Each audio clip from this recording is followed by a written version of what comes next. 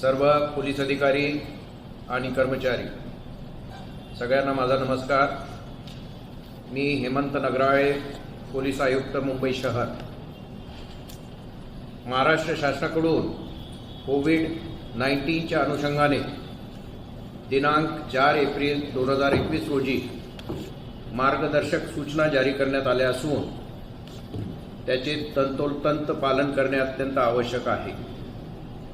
त्यानुसार मुंबईत कलम 144 CRPC लागू करण्यात आलेले आहे। या आदेशामध्ये, लॉकडाऊनच्या आदेशामध्ये आपल्याला ज्या सूचना पाळायच्या आहेत, जनतेने सूचना पाळायच्या आहेत आणि आपण एन्फोर्स करायच्या आहेत, या सूचना मी थोडक्यात तुम्हाला सांगतो। त्या तुम्ही लक्ष देऊन ऐका आणि त्याप्रमाणे त्याच्यावर कारवाई करा। लॉकडाऊनमध्ये सगळ्यात महत्त्वाचं म्हणजे सोमवार ते शुक्रवार सकाळी 7 वाजतापासून ते रात्री 8 वाजेपर्यंत जमावबंदी करण्यात आलेली आहे। याचा अर्थ कोणत्याही ठिकाणी 5 पेक्षा अधिक लोक जमा होणार नाहीत सार्वजनिक ठिकाणी। त्यानंतर दुसरी महत्त्वाची पोझिशन आहे, सोमवार ते शुक्रवार या रोजी, या दिवसांमध्ये रात्री 8 वाजतापासून ते सकाळी 7 वाजेपर्यंत आणि शुक्रवारी रात्री 8 वाजल्यापासून ते सोमवारी सकाळी 7 वाजेपर्यंत संपूर्ण संचारबंदी लागू करण्यात आली असून कोणत्याही व्यक्तीला योग्य कारणाशिवाय बाहेर फिरता येणार नाही। शासन निर्णयानुसार वैद्यकीय व इतर अत्यावश्यक सेवांना वगळण्यात आले आहे। उदाहरणार्थ हॉस्पिटल्स, क्लिनिक, मेडिकल विमा कंपनी, औषध कंपनी आणि इतर वैद्यकीय सेवा, तसेच धान्य, फळभाज्या, बेकरी, दूध इत्यादी महत्त्वाची दुकाने सुरू राहतील। त्या व्यतिरिक्त इतर दुकाने सगळी बंद राहतील। ट्रेन, टॅक्सी, रिक्षा व सार्वजनिक बस सेवा या सुरू राहतील, परंतु त्याच्यावर रिस्ट्रिक्शन्स टाकण्यात आलेले आहेत। अत्यावश्यक सेवा देणाऱ्या दुकानांमध्ये मास्कचा वापर आणि सोशल डिस्टन्सिंग याचे पालन होत असल्याबाबतची खात्री करणे अत्यंत आवश्यक आहे। बसेसमध्ये फक्त सिटिंग अलाउड आहे, उभ्याने प्रवास करणारे प्रवासी अलाउड नाही। त्याचबरोबर सर्व प्रवाशांनी मास्क घालणे अनिवार्य आहे। सर्व समुद्र किनारे, गार्डन, सार्वजनिक मैदाने, त्याचप्रमाणे अत्यावश्यक सेवेतील दुकाने सोडून इतर सर्व दुकाने व बाजारपेठा व मॉल हे बंद राहतील। सिनेमागृहे, नाट्यगृहे, वॉटर स्पोर्ट्स कॉम्प्लेक्स, सर्व क्लब, स्विमिंग पूल, सर्व जिम हे बंद राहतील। सर्व हॉटेल, बार बंद राहतील। फक्त पार्सल सेवेसाठी सकाळी 7 वाजतापासून ते रात्री 8 वाजेपर्यंत फक्त पार्सल सेवा ही सुरू ठेवण्यात येईल। परंतु जी रोड साईडची इटरीज आहेत, म्हणजे रस्त्याच्या बाजूला असलेली टपरी ज्याच्यामध्ये जेवणाचे खाद्यपदार्थ वगैरे असतात, अशा ठिकाणी बसण्यास मनाई आहे, परंतु फक्त पार्सल सेवा ही दिल्या जाऊ शकते सकाळी 7 ते 8च्या दरम्यान। सर्व धार्मिक स्थळे ही बंद राहतील। स्पा, सलून, ब्युटी पार्लर, सर्व स्कूल, कॉलेजेस हे सगळे बंद राहतील। कोणतेही धार्मिक, सामाजिक, सांस्कृतिक किंवा राजकीय इत्यादी कार्यक्रमांना परवानगी राहणार नाही। वाहतूक सेवा सुरू राहील, परंतु त्यामध्ये काही रिस्ट्रिक्शन्स टाकण्यात आलेले आहेत। जसे रिक्षामध्ये फक्त 2 प्रवासी प्रवास करू शकतील. तसेच टॅक्सीमध्ये फक्त 50% प्रवासी प्रवास करतील. RTOच्या परवानगीप्रमाणे जेवढी कॅपॅसिटी असेल, म्हणजे साधारण येलो आणि ब्लॅक टॅक्सी याच्यामध्ये फक्त 4 प्रवासी अलाउड असतात नॉर्मल टाईममध्ये, तर त्याच्यामध्ये फक्त 2च प्रवासी अलाउड राहतील. या काही महत्त्वाच्या सूचना आहेत. याच्यामध्ये आपण पोलीस अधिकारी आणि कर्मचारी यांचा अत्यंत महत्त्वाचा सहभाग या लॉकडाऊनमध्ये राहणार आहे आणि याच्यासाठी हा लॉकडाऊन यशस्वी करण्यासाठी आपल्याला काही गोष्टींचं पालन करणं अत्यंत आवश्यक आहे. तर पुढे मी काही ज्या गोष्टी आपल्याला करायच्या आहेत त्या सांगणार आहेत आणि ज्या करू नये या पण सांगणार आहे. याच्यामध्ये सगळ्यात महत्त्वाची कोविड-19च्या अनुषंगाने महाराष्ट्र शासनाने दिलेल्या सर्व नियमांचे पालन न केल्यास अशा व्यक्तीवर योग्य ती कारवाई करताना पोलिसांनी जनतेशी संयमाने व सौजन्यपूर्वक संवाद साधून योग्य प्रकारे परिस्थिती हाताळावी. दुसरी, सर्व अधिकारी व अंमलदार यांनी जवळच्या रुग्णालयात जाऊन वॅक्सिनेशन करून घेणे अत्यंत आवश्यक आहे. वरिष्ठ अधिकारी यांनी त्यांच्या अधिपत्याखालील अधिकारी व अंमलदार यांनी वॅक्सिनेशन करून घेतले की नाही याची खात्री करावी. तसेच अधिकारी व अंमलदार यांनी आपले कर्तव्य बजावत असताना देखील स्वतःची काळजी घ्यावी.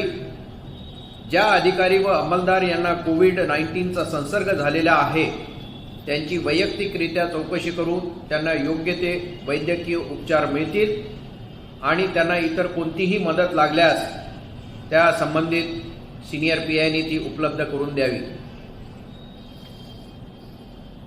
आपण हा लॉकडाऊन एन्फोर्स करत असताना बंदोबस्ताच्या वेळीस वाहनांची कागदपत्रे तपासू नये किंवा कोणत्याही कागदपत्रांना शक्यतोवर स्पर्श करू नये व आवश्यक असल्यास अशी काही शंका आली आणि तुम्हाला कागदपत्रे तपासणे आवश्यक आहे असे जर वाटत असेल तर ग्लव्हचा वापर करून आणि तात्काळ सॅनिटायझरने हात धुवून तुम्ही स्वतःला सॅनिटाईज करून घेणं आवश्यक आहे.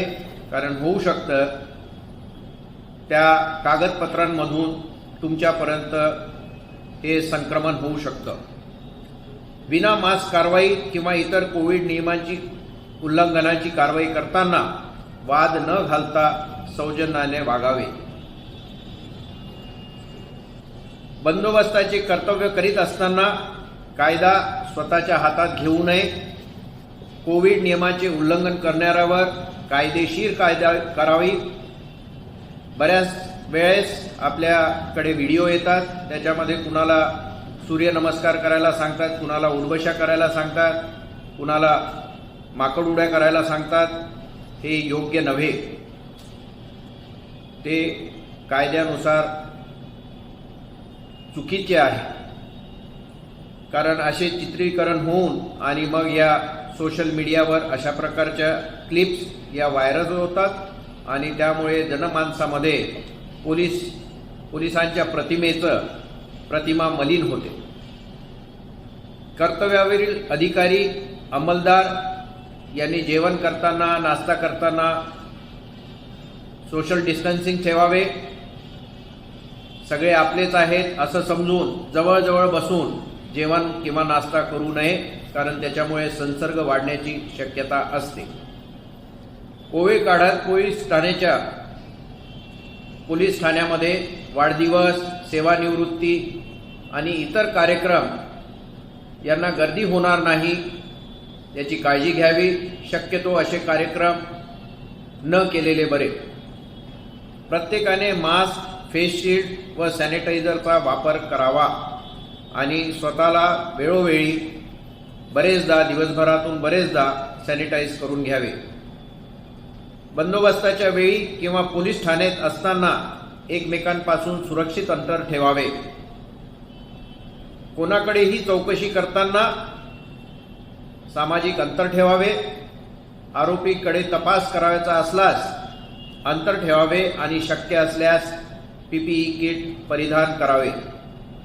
रुग्णालयात किंवा कोविड सेंटर येथे बंदोबस्ताकरता असलेल्या अंमलदारांनी किंवा तपासाकरिता जाणाऱ्या अंमलदारांनी पीपीई किटचा वापर करावा.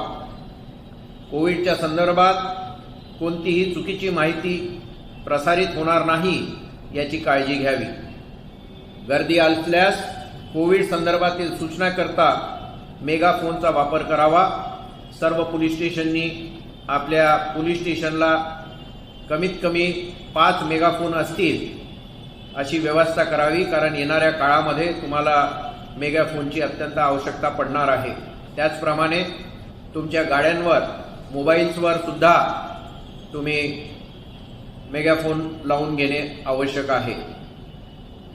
बंदोबस्ताच्या वेळेस रस्त्यावर बॅरिकेडचा वापर करावा. बंदोबस्ताकरता वापरण्यात येणारे साहित्य जसे तुमची लाठी, शील्ड, हेल्मेट यांना वेळोवेळी सॅनिटाईज करून घ्यावे, कमीत कमी दिवसातून एकदा किंवा दोनदा. आणि सगळ्यात महत्त्वाचं, तुम्ही ज्या ठिकाणी राहताय, तुमचं राहायचं घर आणि ज्या ठिकाणी तुम्ही ड्युटी करताय ते पोलीस स्टेशन किंवा ते ड्युटीचं ठिकाण हे स्वच्छ ठेवावे, जेणेकरून तिथूनच संसर्ग होणार नाही, यासाठी आपण काळजी करणं अत्यंत आवश्यक आहे. आज रात्रीपासून आपला हा बंदोबस्त सुरू होणार आहे आणि या बंदोबस्तामध्ये आपले अधिकारी, कर्मचारी, कारण हा बंदोबस्त काही एका दिवसाचा नाही, 2 दिवसाचा नाही. आता सध्या जो लॉकडाऊनचा ऑर्डर आहे हा 30 एप्रिलपर्यंतचा ऑर्डर आहे. आता तो त्याच्यानंतर अजून पुढे कधी जाईल आपल्याला नक्की माहिती नाही, कारण कोरोनाचं संक्रमण येणाऱ्या दिवसामुळे हा लॉकडाऊन सुरू केल्यानंतर केसेस कशा वाढ होतात किंवा त्याच्यात कमी होतात हे बघितल्यानंतरच शासनाकडून पुढचे निर्णय घेण्यात येतील. त्याच्यामुळे आपल्याला बंदोबस्त प्लॅनिंग करताना आपल्याला जास्त कालावधीचा बंदोबस्त हा प्लॅन करायचा आहे. एकीकडे सगळे अधिकारी, कर्मचारी एकाच वेळेस लावून टाकले, दुसऱ्या दिवशी लावायला आपल्याकडे काही नाही किंवा तिसऱ्या दिवशी लावायला आपल्याला काही नाही, अशी परिस्थिती होता कामा नये. प्लॅनिंग व्यवस्थित करून आपल्या अधिकाऱ्यांना रेस्ट मिळाली पाहिजे, कर्मचाऱ्यांना रेस्ट मिळाली पाहिजे. त्याचबरोबर काही कर्मचारी ड्युटीसाठी सुद्धा हजर राहायला पाहिजेत. या सगळ्या गोष्टी एक सिनियर पीआय, एक एसीपी आणि एक डीसीपी या नात्याने तुम्ही बघणे अत्यंत आवश्यक आहे.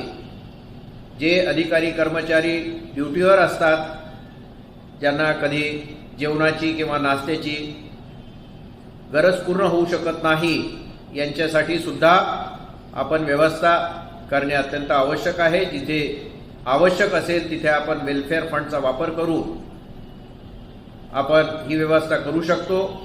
बऱ्याच ठिकाणी आपले गुरुद्वारे आहेत, गुरुद्वारामध्ये लंगर असतं. आपण जर त्यांना विनंती केली तर ते सुद्धा आपल्याला मदतीसाठी नेहमीच हात देत असतात. हा जो बंदोबस्त आहे बऱ्याच कालावधीचा आहे आणि याच्यामध्ये मुख्य त्रास जो आहे, मुख्य अडचण जी आहे की यामध्ये आपले अधिकारी आणि कर्मचारी हे सुद्धा कोरोनाग्रस्त होऊ शकतात.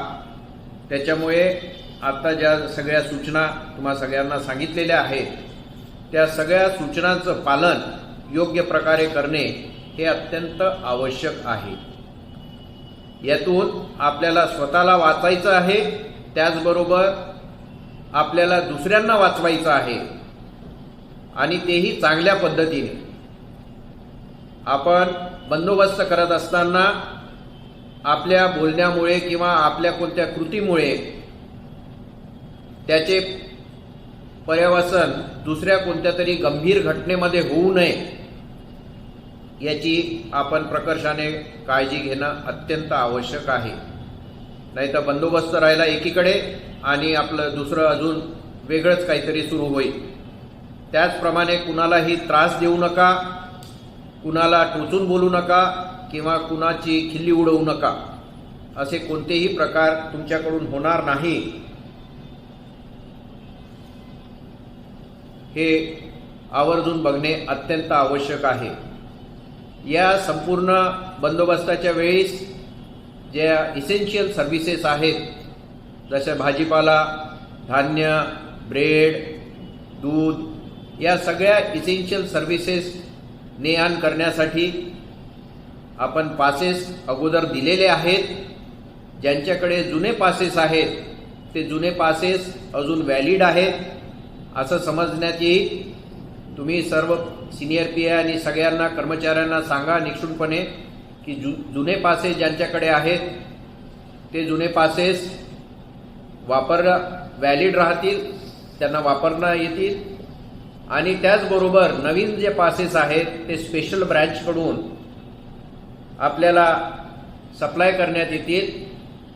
अगोदर DCP हे पासेस इश्यू करत होते वाहनांचे आणि लोकांचे इसेन्शियल सर्व्हिसेसच्या, परंतु आता आम्ही निर्णय घेतलेला आहे की ACP दर्जाचे अधिकारी हे आता पासेस इश्यू करतील. परंतु पासेस इश्यू करताना हे सर्व पासेस व्यवस्थित त्याचा रेकॉर्ड ठेवण्यात येईल.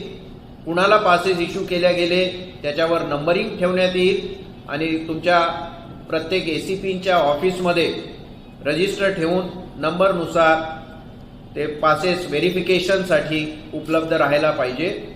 आणि DCPनी वेळोवेळी किती पासेस इश्यू झालेत, कुणाला इश्यू झालेत याची शहानिशा करणे अत्यंत आवश्यक आहे. पुढे येणारे दिवस हे महत्त्वाचे दिवस आहेत. तुम्हाला ही ॲडिशनल ड्युटी आहे याचं मला भान आहे, परंतु ही एक जबाबदारी आहे शासनाने आपल्यावर सोपवलेली आहे. ही जबाबदारी आपल्याला चांगल्या प्रकारे पार पाडायची आहे आणि ही जबाबदारी आपल्याला शासनाने दिलेली आहे ती आपण पूर्ण करून दाखवायची आहे. याचबरोबर तुमच्या हद्दीमध्ये राहणारे गुंड, समाजकंटक या संधीचा फायदा घेऊन दुसऱ्या काही गोष्टी करू शकतील, समाजामध्ये तेढ निर्माण करू शकतील किंवा अजून अशा काही गोष्टी करू शकतील ज्याच्यामुळे समाजामध्ये काहीतरी प्रॉब्लेम होतील. तर या गोष्टीसाठी तुम्ही अलर्ट असणे अत्यंत आवश्यक आहे. तर ह्या बंदोबस्तासाठी माझ्या या सूचना आहेत. आपण सर्व DCPनी, सर्व ACPनी, सगळ्या सिनियर PIनी या प्रत्येक बंदोबस्तावरच्या कॉन्स्टेबलपर्यंत, सगळ्या 100% कॉन्स्टेबलपर्यंत या सूचना पोहोचतील याची खात्री करा. बऱ्याचशा गोष्टी कुणाला समजत नाही किंवा भ्रम निर्माण होतात, तर असं काही होणार नाही अशी मला आशा वाटते. जय हिंद, जय महाराष्ट्र. Perfect.